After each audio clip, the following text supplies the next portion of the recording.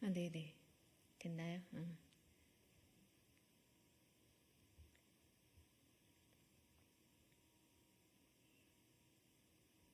고맙습니다. 네, 녹색정의당 대변인 김민정입니다. 브리핑 시작하겠습니다. 사교육비 역대 최고 증가, 정책 실패입니다. 초중고 사교육비가 또다시 증가했습니다. 3년 연속 역대 최고입니다. 고등학생이 가장 많이 악화되었습니다. 국가통계가 계속 경고했지만 정부는 사교육비를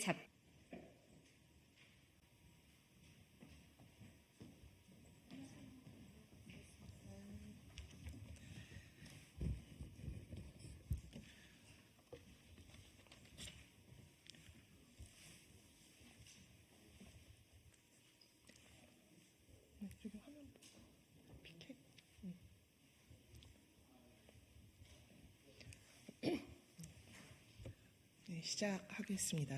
네.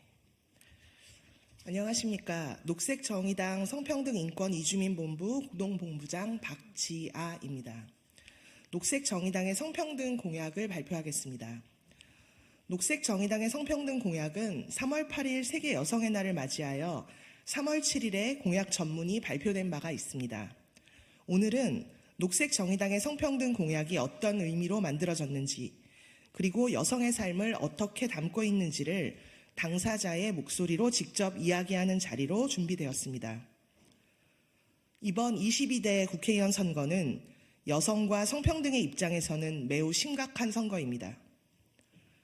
지난 몇 번의 선거에서도 여성이 사라졌다는 말을 계속했는데 이번 총선에서는 그동안 여성들의 투쟁으로 만들어온 미투 운동 등의 성과까지 되돌리려는 시도가 이어지고 있습니다.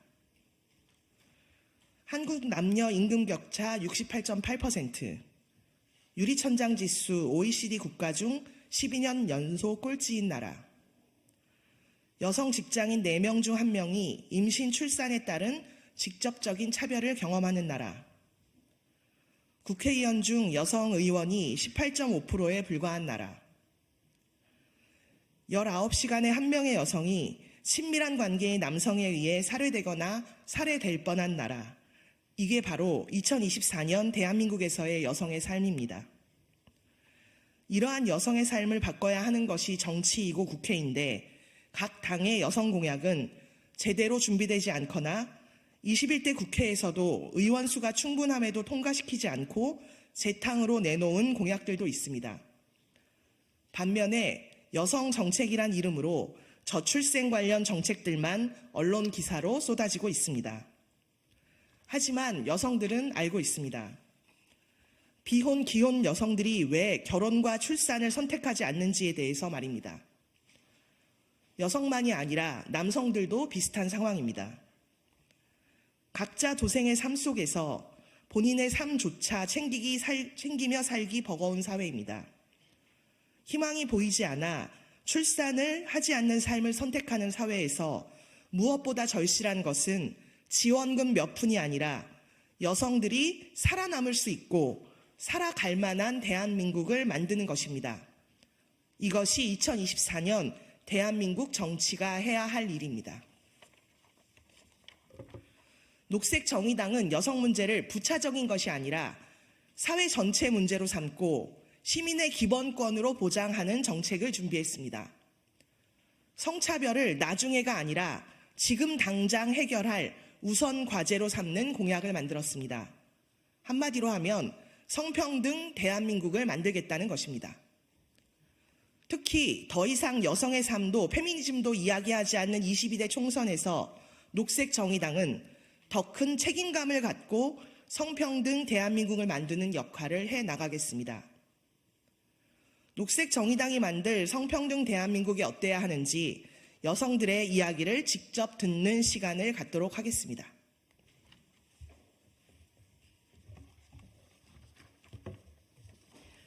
안녕하세요. 저는 대학에서 페미니스트로 활동하는 강나연입니다. 저는 평등과 인권을 지지하는 한 명의 시민으로서 이 자리에 섰습니다. 여가부 폐지, 여성가족부 폐지라는 공약 아닌 공약은 윤석열 정부가 불리할 때마다 꺼내들어 지지율 하락의 위기를 탈출했던 히든카드였습니다. 그들이 여가부 폐지라는 카드로 장난질 칠 동안 국가 권력이 인정해준 성차별과 여성 혐오는 일상을 살아가는 여성들의 삶을 더욱 옥죄어 왔습니다. 인하대학교 성폭력 사건, 학내 불법 촬영 사건 등 대학에서 젠더폭력 사건들은 계속되고 있습니다. 이러한 일을 예방하고 평등하고 안전한 학교를 만들고자 하는 사람들의 눈과 입은 오히려 틀어막히고 있습니다. 학교에서 페미니스트라고 소문이 난 사람은 온라인 커뮤니티에서 1년 이상 실명이 거론되며 사이버 불링을 경험하고 여성주의 교지를 놓아둔 곳에 압정을 박아두어 다치게 만드는 악의적인 사건도 발생하고 있습니다. 여성학 교양 수업은 듣고 싶어도 주변 친구들에게 페미라고 소문이 날까 두려워 수강 신청을 하기도 어렵습니다. 심지어 최근 프로젝트 문 사건처럼 직장에서 집착적으로 페미니즘에 관련된 적이 있는지 색출하는 일이 반복되자 페미니즘 동아리에 관심을 갖는 것조차 취업에 지장이 있을까 두려워하는 현실입니다. 성평등은 여성들에게 생존권의 문제입니다. 낙인과 폭력, 생계 위협의 문제입니다. 따라서 여성들이 일상에서 겪는 폭력과 혐오로 지지율을 반등시키고 장난질했던 윤석열 정부의 모습은 심각한 문제이며 강력히 규탄합니다. 그래서 저는 이번 선거에서 성차별주의자들과 싸우는 정당, 녹색정의당을 지지합니다. 선명하게 성평등을 지지하는 녹색정의당을 지지합니다. 국민의힘은 물론이고 여성들의 힘으로 지난 대선을 치루었던 더불어민주당 또한 이번 공천에서 여성 의원의 비율을 각각 11%, 16%로 공천했습니다. 두 거대 정당 모두 의회에 보내는 여성이 10명 중 1명, 2명도 안 되는 비율입니다. 여성이 사라진 총선입니다. 그러나 녹색정의당만큼은 선명하게 여성가족부를 성평등부로 확대하고 강력한 성평등 체계를 구축해야 한다고 주장합니다. 페미니즘이 표가 안 된다며 모두가 떠날 때 끝까지 페미니즘을 말하는 정당이 녹색정의당입니다. 저는 여성들에게 이야기하고 싶습니다. 이대로 선거와 정치판에서 학교와 직장에서 집에서 사라진 채로 숨죽인 채로 살 수는 없지 않겠습니까? 평소에는 우리를 검열하는 그들이 강해 보이고 혼자 맞서는 것은 쉽지 않을 수 있습니다. 하지만 우리에게는 그걸 뒤집을 단 한 번의 기회가 있습니다. 바로 선거입니다. 이번 총선에서 녹색정의당의 지지율로 성평등을 분명하게 지지하는 여성들의 숫자를 보여줘야 합니다. 서울시장 후보로 나온 페미니스트 후보가 8만 표를 얻은 후에 언론은 페미니즘 정치의 시작이라고 말했습니다. 구체적인 숫자인 8만 명으로부터 페미니스트 정치를 꿈꿀 수 있었습니다. 여성들이 강남역과 해화역에 모였을 때 가장 유력한 대통령 후보는 스스로를 페미니스트 후보라고 이야기했습니다. 우리가 선거를 통해 여성 주권자로서의 힘을 발휘해온 것은 분명한 사실입니다. 국회의원 선거에서 내가 투표장에 가서 선명한 성평등 정당을 찍었더라도 누구도 우리의 투표지를 검열할 수 없습니다. 개개인은 맞서 싸우며 위협을 받지만 총선의 날 그 단 하루에 녹색정의당에 모아준 그 한 표는 성평등을 지지하는 몇만 명의 다수의 시민들의 목소리가 되어 한국 사회의 성평등 흐름을 다시 만들어낼 것입니다. 선명하게 페미니즘을 이야기하고 선명하게 성차별을 반대하는 정당, 녹색정의당으로 여성 주권자의 힘을 보여줍시다. 감사합니다.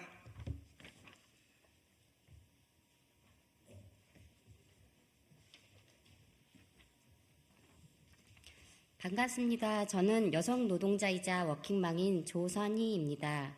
아이들을 키우며 집안 살림을 하면서 보육교사로 생활하고 있습니다. 결혼 후 큰 아이를 임신하고 유산기가 있다는 이야기에 어린이집을 그만둘 수밖에 없었습니다. 육아이직 제도가 있었지만 어린이집에서 사용하지 못하게 하여 제가 선택할 수 있는 길은 퇴사뿐이었습니다. 2살 터울의 아이들을 낳고 둘째가 7살 때 다시 일을 시작했습니다. 그러나 정교사가 아닌 실수령액 100만 원이 안 되는 보조교사로 취업을 하는 것을 선택했습니다. 어린이집은 눈치가 보여 휴가를 사용하기 어렵고 경력이 많은 사람은 채용되기 어려운 분위기 때문에 육아를 병행해야 하는 조건에서는 야근도 많은 긴 근무 시간을 감당할 수 없었기 때문이었습니다. 저는 현재 1년 계약직에 채용되어 매년 재계약을 해야 합니다. 나라에서 지원이 끊기면 일자리도 사라지는 불안한 상황으로 일을 하며 퇴근 후엔 집으로 돌아가 아이를 돌보며 가사노동도 해야 하는 슈퍼우먼으로 살아가고 있습니다. 매수간 최선을 다하지만 내가 일을 해서 아이들을 방치하나 싶은 죄책감과도 싸우면서 항상 종전거리며 살아가는 느낌이 듭니다. 22대 총선을 앞두고 여러 당에서 공약을 발표하고 있습니다. 출산율이 역대 최저치를 기록해서 저출생이 심각한 사회 문제라며 돌봄과 육아 관련 공약이 쏟아져 나오고 있습니다. 그러나 이러한 공약들이 제대로 된 것인지 제대로 지켜질지를 믿기는 힘이 듭니다.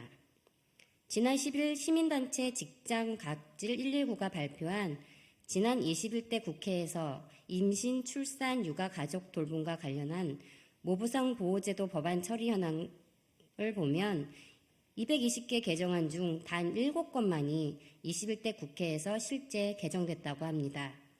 심지어 2023년에는 관련 법안이 단 한 건도 처리되지 않았습니다.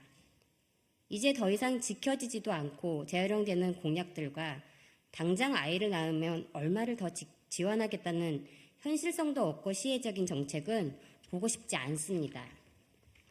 2022년 조사 결과를 보면 돌봄 종사자의 92%가 여성이라고 합니다. 그리고 그들 대부분은 저처럼 고용 불안과 저임금에 놓여 있습니다. 돌봄 노동이 중요하다고 하지만 가치 있는 일이라는 말 때문에 오히려 열악한 노동 환경에서 헌신을 요구받고 있으며 저임금, 장시간 노동을 하는 여성들은 집으로 돌아가서는 또 다른 숭고한 엄마의 성역할 노동을 혼자 감당하며 장시간 노동을 하게 됩니다. 그래서 여성이라는 것과 노동자, 돌봄은 떨어져 있는 게 아닙니다. 노동공약, 돌봄공약, 저출생 공약을 다 따로 만들고 돈 얼마 더 주는 것으로 해결이 안 됩니다. 여성의 삶 전반을 보장하는 정책이 필요합니다. 그래서 저는 이번 총선에서 녹색정의당을 지지하려고 합니다. 성평등 돌봄과 안전한 일터를 만들 수 있는 공약, 그 공약을 잘 지키는 것이 불평등을 바꾸는 시작이라고 생각합니다. 평등한 여성노동, 안전한 일터, 돌봄에 대한 국가 책임이 이루어질 수 있도록 녹색정의당을 많은 분들이 지지해 주셨으면 좋겠습니다. 감사합니다.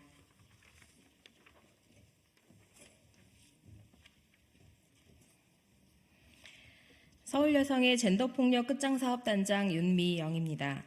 저는 2024년 22대 총선에 제대로 된 젠더폭력 해결책을 요구하는 여성으로서 절박한 마음으로 이 자리에 섰습니다. 일면식도 없는 가해자로부터 이유 없이 폭력을 당한 부산 돌려치기 사건, 많은 분들이 기억하실 겁니다. 이 사건은 대한민국에서 젠더폭력이 어떤 것인가를 단적으로 보여주는 사건이었습니다. 피해자는 아무 이유도 아무 잘못도 없이 어느 날 갑자기 단지 여성이라는 이유로 무차별한 폭력과 성폭력을 겪었습니다. 그리고 기억을 잃은 채 본인이 성폭력을 겪었을 수 있다는 것을 경찰이 제대로 알려주지 않아서 이 사실을 나중에야 알았습니다. 그리고 가해자의 보복 협박에도 시달렸습니다. 피해자가 나서야 겨우 사건을 세상에 알릴 수 있었고 피해자가 나서야 겨우 사건이 해결될 수 있었으며 피해자임에도 비난을 받아야 했습니다. 이 안에서 국민 안전에 대한 국가의 책임은 없었습니다. 이 사건만이 아닙니다. 강남역 사건이 그랬듯이 신당역 사건이 그랬듯이 수많은 여성들은 이 사건을 뇌리에서 잊지 못하고 있습니다. 잊을래야 잊을 수가 없습니다. 여성들의 불안은 이렇게 그저 막연한 것이 아닌 구체적인 사건들로 채워져 있습니다. 젠더폭력이 만연한 한국 사회에서는 날마다 숨지고 다치는 여성들의 이야기가 뉴스에 나옵니다. 그러나 뉴스에 나온 것은 빙산의 일각이고 심각하고 충격적인 사건들만 뉴스화됩니다. 일상을 살아가는 대부분의 여성들에게 젠더폭력은 공기와 같이 주변을 에워싸고 있습니다. 그렇기에 젠더폭력 문제를 해결하는 것은 대한민국 국민의 절반, 여성들의 안전한 삶을 위한 것이지 우리 사회가 안전사회로 진입하기 위해 필수 불가결한 과제입니다. 여성들은 일상에서 젠더 폭력의 심각성을 매일 느끼는데 선거에서는 전혀 언급되지 않는 지금의 총선 국면은 여성들에게 참으로 아이러니가 아닐 수 없습니다. 부산 돌려치기 사건 이전에 신당역 사건이 있었고 N번방이 처음이 아님을, 강남역 사건도 처음이 아님을 우리는 알고 있습니다. 젠더 폭력의 실태가 나아지고 있다는 지표는 한국 사회 그 어느 곳에서도 찾아볼 수가 없습니다. 그러나 젠더 폭력 정책은 선거의 유불리에 따라서 붙였다 떼었다 할 수 있는 정책이 아닙니다. 2024년 22대 총선 젠더 폭력 정책에서 각 정당과 후보가 보여줘야 할 가장 중요한 것은 국가의 입법 권력으로서 폭력을 근절하고자 하는 해결 의지입니다.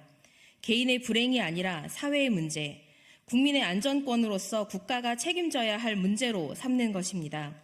그래서 젠더폭력 피해자의 90%인 동시에 이 사회의 절반을 차지하는 여성의 이름으로 말합니다. 피해자를 보호하고 가해자를 처벌한다는 당연한 원칙이 실현될 수 있도록 비동의 강간죄, 권력형 성범죄, 무관용 대응이 원칙으로 수립되어야 합니다. 그리고 정책 실현의 도구로서 검찰, 경찰, 법원, 공권력이 제 역할을 할 수 있도록 국가 비전 수립과 법 제도 전면 정비, 수사 행정적 강제 절차 이행을 위한 적극적 공조 체제가 마련되어야 합니다. 사건이 이슈가 될 때만 여성을 호명하는 것이 아니라 일관되게 젠더 폭력 정책을 발의하고 사건 발생 직후에만 피해를 언급하는 것이 아니라 매년 여성들이 만든 추모의 자리에서 함께한 녹색정의당을 기억합니다. 젠더폭력 원칙부터 다시 세워야만 재발 방지가 가능하고 그때그때 표와 이슈에 좌우되는 것이 아니라 일관되게 추진할 정당이 필요하기 때문에 저는 녹색정의당을 지지합니다. 지금은 여성의 안전한 삶과 젠더폭력 해결을 위해 녹색정의당이 필요한 시기입니다. 감사합니다.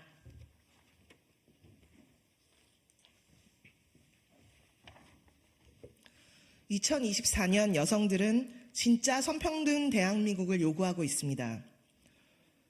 거대 정치가 그동안 여성들을 어떻게 대했는지 여성들은 기억하고 있습니다. 한편에서는 여성과 성차별 문제에 반감을 드러내는 남성들을 동원했고, 한편에서는 여성들의 표를 얻고도 그 약속을 제대로 지키지 못하기도 했습니다. 그래서 22대 총선에서 여성들은 누구를 찍어야 할지 모르겠다는 이야기도 나오고 있습니다. 그러나 오늘 여성들의 목소리처럼 대한민국에는 변화가 필요한 여성들의 삶이 존재하고 당장 해결해야 하는 과제들이 절박하게 존재합니다. 성적 정체성과 지향으로 지워지고 위협받는 존재의 문제 역시 더 이상 미룰 수 없는 우리 사회 전체의 과제입니다. 오늘 이제 사회에 발을 내딛기 시작한 대학생부터 1터와 3터에 이중노동을 하고 있는 여성, 젠더폭력과 끊임없이 싸우고 있는 여성들까지 많은 여성들이